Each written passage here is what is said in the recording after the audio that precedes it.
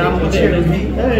আমার মনে হয় ভিজুয়ালি এটা অনেক কিছু আসবে, অনেক সিরিয়াস আসবে আপনাদের সামনে। আর এবারে বইমেলাতে রুহি আসছে, আমি তো থাকবোই, ওকে একটু আগে বললো ও থাকবে। আমার মনে হয় যে আপনাদের কাছ থেকে যে সাপোর্টটা ও পাবে একজন প্রাথমিক লেখক হিসাবে, লঞ্চ করলো, এত সুন্দর করে আপনাদের কাছে পৌঁছাতে পারলো, কৃতজ্ঞতা প্রকাশ করেছি আপনাদের কাছে। আমি নিজেও কৃতজ্ঞতা প্রকাশ করছি যে আপনারা খুব সুন্দরভাবে এত সুন্দর করে আপনারা আমাদেরকে প্রেজেন্ট করার জন্য আপনারা এত কষ্ট করে আমাদের কাছে এসেছেন।